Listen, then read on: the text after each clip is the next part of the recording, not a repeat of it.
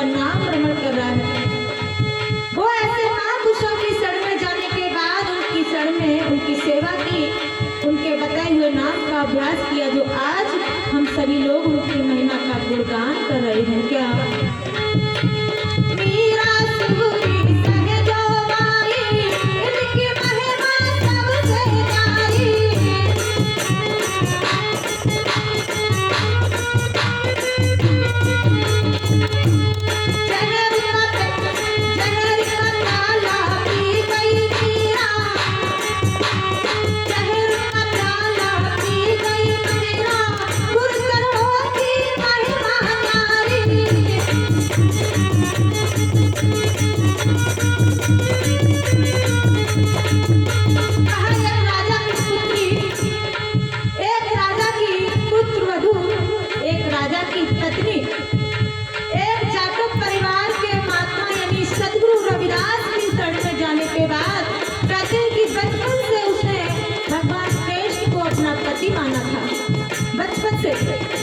बचपन से पति माना, लेकिन उस पीतल की मूर्ति की पूजा करना, उसको नहलवाना, भोजन खिलाना, लेटाना सब कुछ करती थी, लेकिन कभी भी जिंदा चेतन दर्शन नहीं हो पाया था।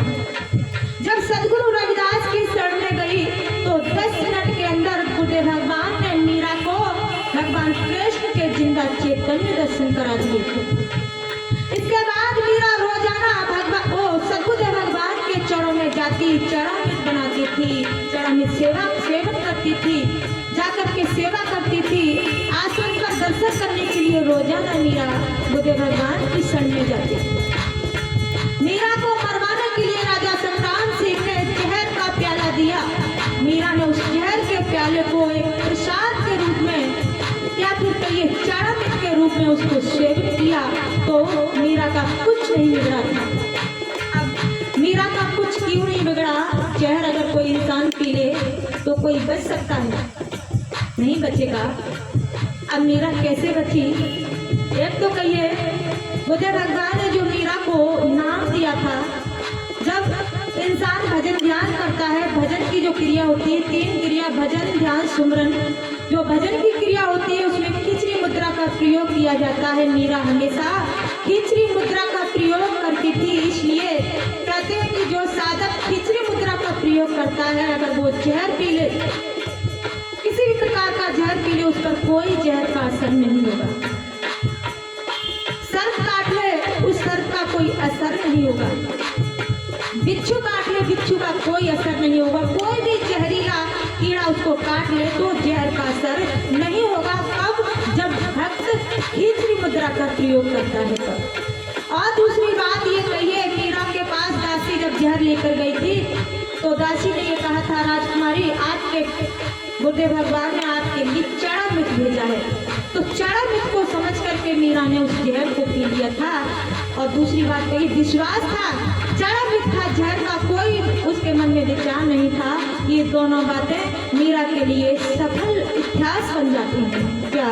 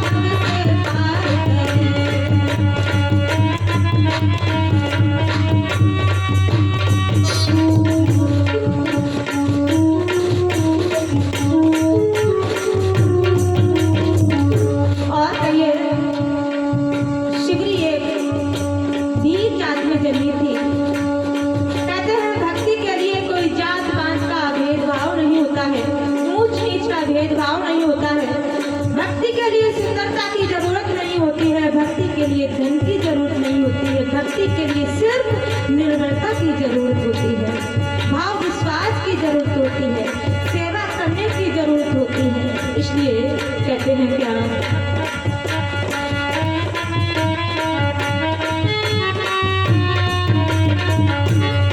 और बताया है क्या, एक लड़की राजा की बेटी मन मन जाए फिरे उदासी।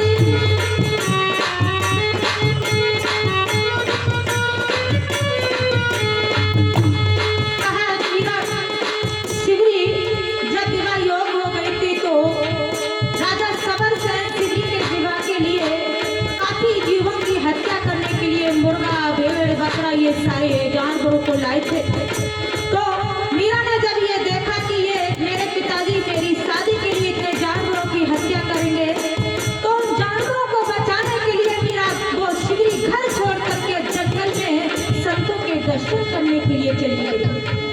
एक राजा की बेटी अपने जीवन को शादी से मुख मोड़ करके जंगल की ओर प्रस्थान कर देती है और वहां से जाकर के ऋषि मूल पर्वत पर जाकर के माता ऋषि के चरणों में साष्टांग दंडवत प्रणाम करती है। इसके बाद जो प्रभु का नाम प्रत्येक साड़ी मात्र के अंदर रमण कर रहा है, माता ऋषि से सिगरी ने इसी नाम को जाना और फिर इसका अभ्यास किया था। कहते हैं क्या,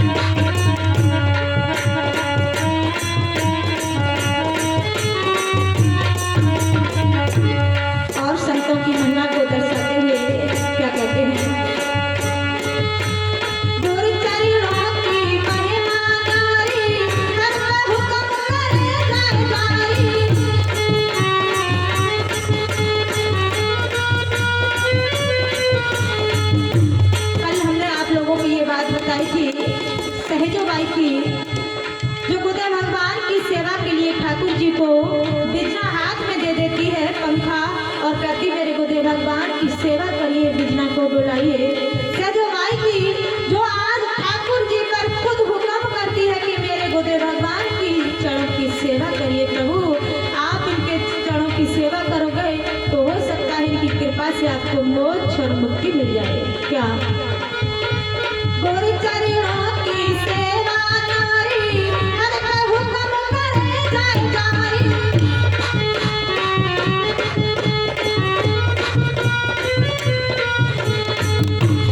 गुरु चरणों में मोक्ष मिलेगा ऐसा वचन कहे हुए नारी।